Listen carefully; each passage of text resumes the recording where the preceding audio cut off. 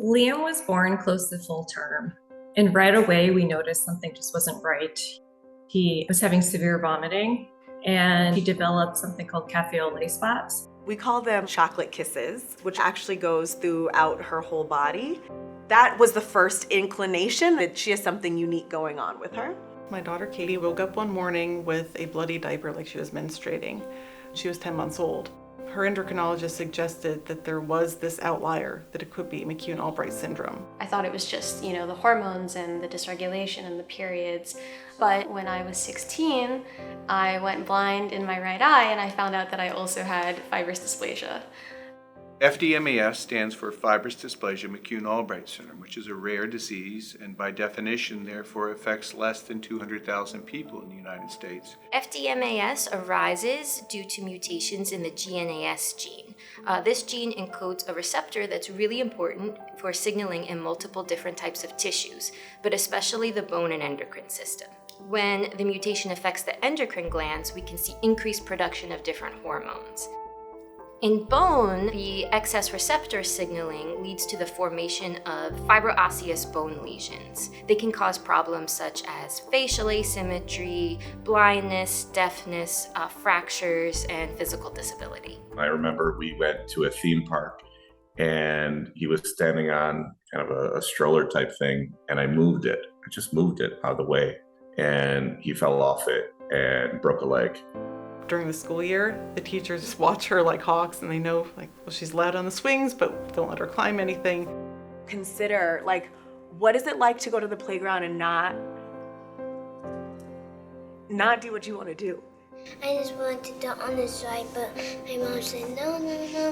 The first time I had the pleasure of seeing Gianna, we could see very early evidence of fibrous dysplasia. And it's just a sinking feeling, knowing that those lesions are there and there's really almost nothing we can do about it. My name is Ann Corvell. I'm the current president of the FDMAS Alliance. Our mission at the Alliance is to develop this community for patients, for parents, for families to drive the research that's required to find that treatment or cure.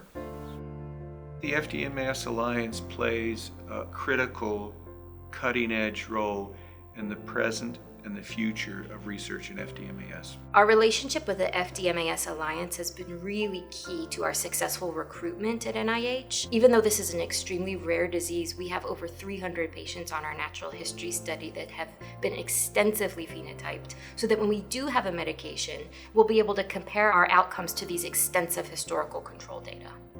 Our patient registry does have information on over 1,000 patients, and we have information on all aspects of the lives of these patients. It's IRB approved. We've partnered with NORD to help us make this more available to even more researchers. Researchers can even ask us to add questions specifically for their research projects. The FDMAS Alliance really helps us focus our research on trying to solve problems that most impact the patients. We have extensive experience in conducting interventional studies. It's really established the standard of care for the endocrine treatments. Our real challenge is identifying an effective treatment for the bone disease, and that's really what we're motivated to do next. Headway that's made in FDMAS targeting this G-alpha-S will certainly have broader effects in a lot of other conditions, including certain types of cancers. So there's a good driver for people to be interested, to be invested, and to work in this area. The FDMAS Alliance is committed to supporting research. We have reached our millionth dollar raised in 2022, and we have the ability to fund multiple research grants every year. The group of investigators who have benefited from the research money are incredibly collaborative. Real progress is being made. There are new trials on the way, and there are new therapies in the laboratory now that may be treatments for FDMAS in the future.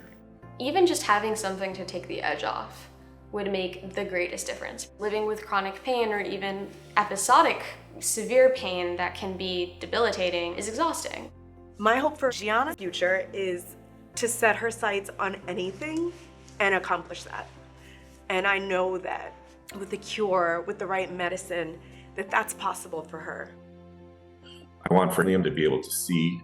I want for him to be able to walk, and I want for him to be able to be seen in public without that kind of facial deformity where You can't walk down the street without everybody looking at you.